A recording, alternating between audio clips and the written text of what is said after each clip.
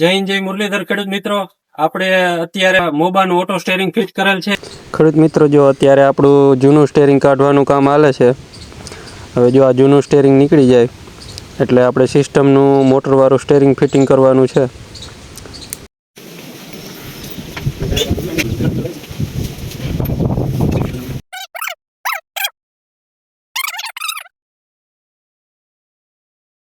આ આપણી auto સ્ટેરિંગની kit છે ખેડૂત મિત્રો. અત્યારે જો સ્ટેરિંગ ફિટ થઈ ગયું છે. હવે આપણે ડિસ્પ્લેનું કામ ચાલુ છે ફિટિંગનું.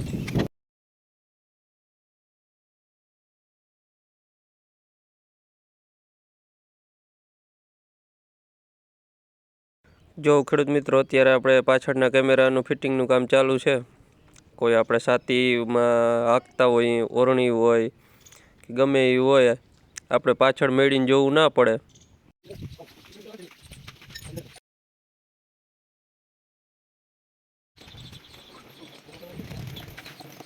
આપણી સિસ્ટમમાં ફાઇલ ઇન્સ્ટોલિંગનું કામ ચાલુ છે. પેનડ્રાઈવથી ડેટા ટ્રાન્સફર થાય છે. સિસ્ટમમાં હવે આપણે આગલા પાછલા ટાયરનું વ્હીલ બેઝ તથા ટ્રેક્ટરની ઊંચાઈ નાખવાની છે. હવે સિસ્ટમ આપણે આખી ફિટિંગ થઈ ગઈ છે. હવે નજીકના આપણે ખાલી ખેતરમાં ટેસ્ટિંગ માટે જઈએ છીએ. કેવું રિઝલ્ટ મળે જોઈએ આપણે. જો અત્યારે કેલિબ્રેશનનું કામ ચાલુ છે. કેલિબ્રેશન લેવાઈ રહ્યું છે. હવે આપણે કેલિબ્રેશન એ બધું પતી ગયું. હવે આપણે અહીંયા ચાલુ કરવાનું છે ખેતર. હવે હું અહીંયા ઓટોમ નાખી શકતી નથી એટલે તો સૌ એની પહેલા શું કરવાનું કે આપણે પહેલા ઇમ્પ્લિમેન્ટ બનાવી દેવાનું. ઇમ્પ્લિમેન્ટ બનાવવા માટે જો આ જો સાધન ઇમ્પ્લિમેન્ટ દેખાય છે એના પર ક્લિક કરવાનું. ઇમ્પ્લિમેન્ટ મેન્યુ એટલે ઇમ્પ્લિમેન્ટ બનાવી શકો. જેમ કે આ પહેલું છે એને સેટિંગ પર ક્લિક કરવાનું. ક્લિક કર્યા પછી આપણું સાધનનું નામ શું છે? આપણે સાધનનું નામ લખી દઈએ ઓરણી. ઓરણી કેટલાની છે આપણી? 64 દાંતેથી દાંતાનું અંતર 64 ઇંચ. 64. આ જે મેં લખ્યું એ ખાલી આપણી જાણકારી માટે, કોઈ માપ નથી, કઈ જ નથી આ. બરોબર. પછી તમારે પાછળ કેવી રીતે લગાવ્યું છે એ છે. બરોબર. આ તમે કહેતા હતા ને ક્રોસ વાળું એ બી થઈ શકે એમ. ઓકે. ઓરણી લખી નેક્સ્ટ. પછી આપણે માપ નાખવાના આવે એમ કે પહેલું ઇમ્પ્લિમેન્ટ વિથ તમે અહીં દેખી શકો છો. ઇમ્પ્લિમેન્ટ એટલે જેમ કે આપણે ઓરણી લગાવેલી છે તો બમ્પર થી બમ્પર કેટલું માપ છે એ નાખવાનું તમારે મીટરમાં. આપણે હવે ઓરણીના માપ નાખ્યા છે કે એ ઇમ્પ્લિમેન્ટ વિથ 1.828 મીટર એટલે આપણે બમ્પર બમ્પર માપ્યું તો આપણે 72 ઇંચ આવતું હતું. પછી આપણે રો સ્પેસિંગ એટલે એક ઉથલ મારી બીજી ઉથલ મારીએ તો પાળી કેટલાની બનવી જોઈએ આખી. પછી આ બધું નાખવાનું રહેતું નહીં. નેક્સ્ટ જવા દેવાનું. આમ કઈ કરવાનું નહીં. પછી આ જે વસ્તુ છે ને હવે તમે ઇમ્પ્લિમેન્ટમાં ઓટોમેટિક યુટર્ન આપી શકો એમ.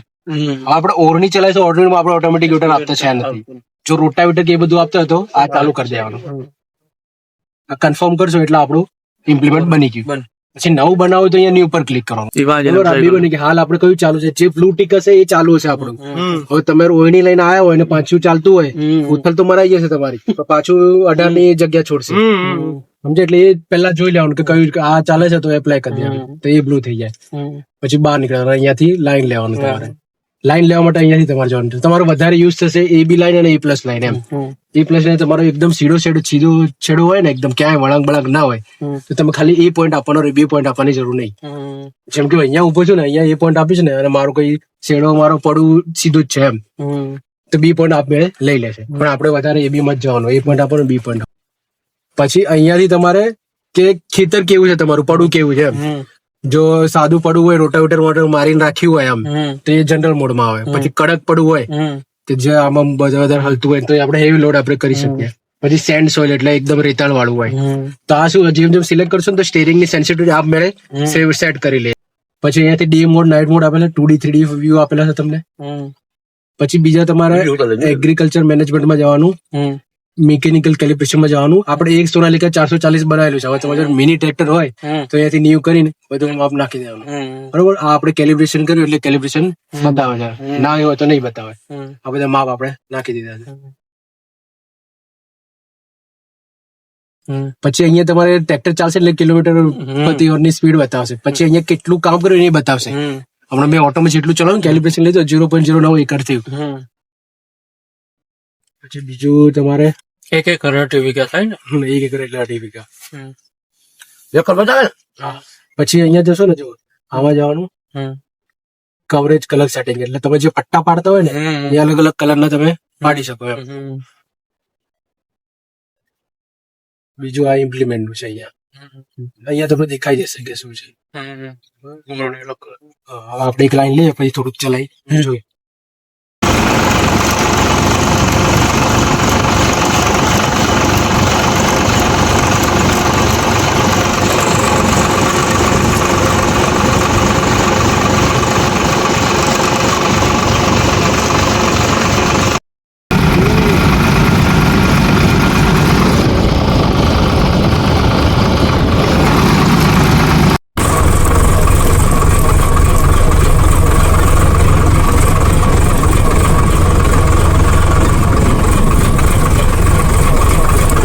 આપણી સાથે છે મલ્હારભાઈ મોબામાંથી. તો આપણે ઝીણા મોટા કઈ પ્રશ્ન છે એ મલ્હારભાઈને પૂછીએ. નમસ્કાર ખેડૂત મિત્રો, મારું નામ મલ્હાર ચારેલ છે. હું મોબામાંથી આવું છું. ધન્યવાદ અક્ષયભાઈ કે તમે મને મોકો આપ્યો. હવે તમે તમારા પ્રશ્ન પૂછી શકો છો. આપણે જો બે સ્ટેશન વિના પણ એક્યુરેસી આવે કે નહીં, પેલો તો પ્રશ્ન એ છે કે પેલા આપણે બે સ્ટેશન સાથે હાંકતા, અત્યારે બે સ્ટેશન આપણે નીકળી ગયું છે તો કેવી એક્યુરેસી આવશે? આમાં કેવું છે કે તમારા આપણા બે મોડલ છે, એક માસ 2000 જે બે સ્ટેશન સાથે આવે છે અને બીજું આપણું મોડલ છે તમે લગાવ્યું છે માસ 3000. એમાં તમારે બે સ્ટેશનની જરૂર નથી પડતી. હવે તમે કહો છો ઘોડી નથી તો બી એક્યુરેસી કેમ મળે? બટ એવું નથી, ઘોડી વગર બી તમને ઘોડી જેવી જ એક્યુરેસી તમને આપે છે 3000 સિસ્ટમ આપે છે. અને ક્યારેક આપણે જો અત્યારે ચોમાસું સિઝન આવે આવતે વર્ષે ત્યારે આપણે મિની ટ્રેક્ટરમાં ફિટ કરવી હોય તો આના સિસ્ટમ પાછી મિની ટ્રેક્ટરમાં ફિટ થઈ શકે? હા, બિલકુલ થઈ શકે. તમારે આમાં કેવું છે કે આ જ ટેબ્લેટમાં તમે 1 થી 10 એક ટ્રેક્ટરના માપ નાખી શકો.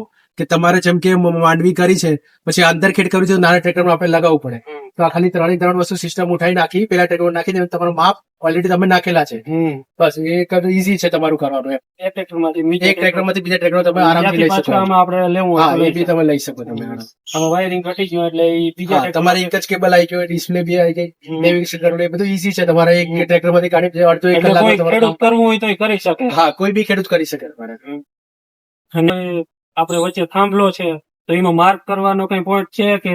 હા, આ 3000 સિસ્ટમમાં 2000 સિસ્ટમમાં એવું વસ્તુ છે કે તમે કે કોઈ ખેડૂત નવું છે, ખેડૂત કે તમારો ડ્રાઈવર નવો છે, હવે તમારે એમને કેવું પડે કે આગળ કઈક બાવળો છે કે કઈક રાત્રે કામ કરતો હોય, થાંભલો છે કે પાઇપલાઇન નું કામ છે, એ તમારે કેવું પડે કે અમે એ વસ્તુ કે માર્કર એટલે તમે ત્યાં જશો ને ત્યાં માર્ક એટલે સાયલેન્ટ વાગશે એમ કે તમારે આગળ કઈક વસ્તુ છે તો તું ઉભો રાખ અને ત્યાંથી વાળીને પાછી એની લાઈનમાં લઈ લે.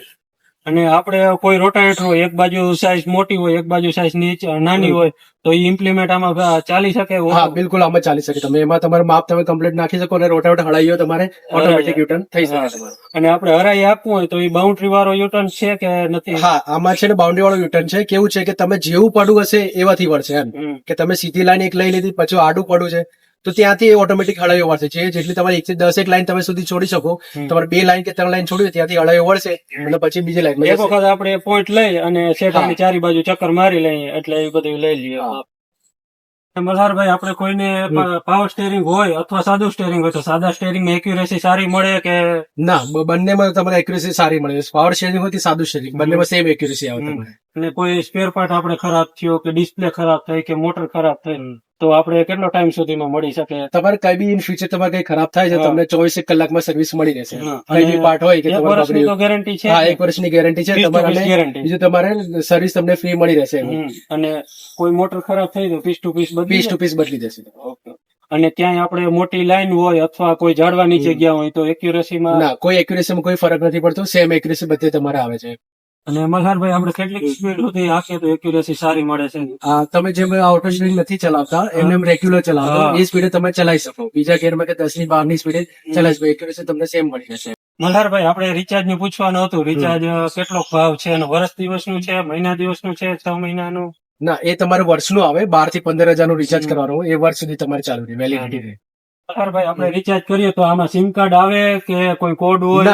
આમાં તમારે સિમ કાર્ડ નાખવાની જરૂર નથી. રિચાર્જ તમારે 2 વર્ષ સુધી તો ફ્રી છે હાલ. તમારે 2 વર્ષ પછી તમને એક કોડ આપશે, એ કોડ તમે નાખો ને તમારું રિચાર્જ પાછું થઈ જાય. મલ્હારભાઈ, આપણે 2 વર્ષ પછી આપણું રિચાર્જ પૂરું થાય અને પછી કદાચ એમ થાય કે આપણે બહાર બહુ ધંધો નથી અને મારે ગેસ સ્ટેશન લેવું છે તો મળી શકે? હા, બિલકુલ મળી શકે તમને અક્ષયભાઈ. બે સ્ટેશન તમે લઈ શકો. 75,000 નું બે સ્ટેશન આવે તે તમારે લાઈફ ટાઈમ ફ્રી રહેશે. Life time free. એની એક્યુરેસીમાં કઈ ફેર નહીં પડે ને? આપણે સેટેલાઇટ સેમ એક્યુરેસી રહેશે તમારી. જી અક્ષયભાઈ, હવે તમે એમ કહો કે આ તમે ઓટો સ્ટેરિંગ લગાવી તો તમને કેવો અનુભવ તમારો? આપણે ઓરણીમાં અત્યારે ટેસ્ટિંગ કરેલ છે.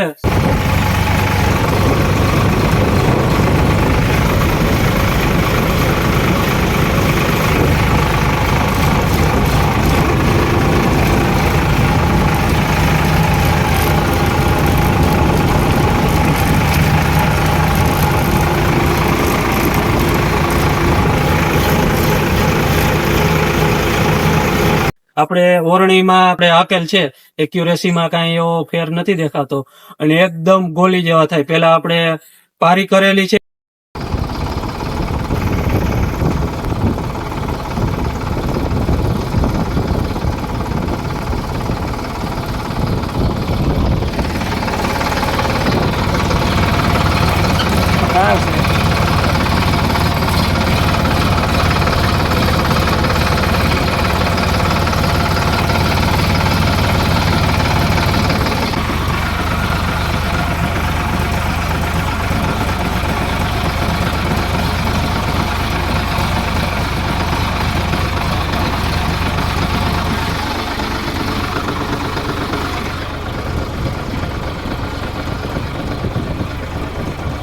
અને પછી લીટીઓ અધર કરી અને કાયદેસર એટલા દાંતા બેસે એટલી આપણે પા કરેલ છે, પણ એક્યુરેસીમાં કઈ એવો ફેર દેખાતો નથી. અને જેમાં આપણે એક વખત દાંતો કરી લીધો ક્યારો, એની ક્યારામાં પાછો ઈની દાંતો આવી જાય છે.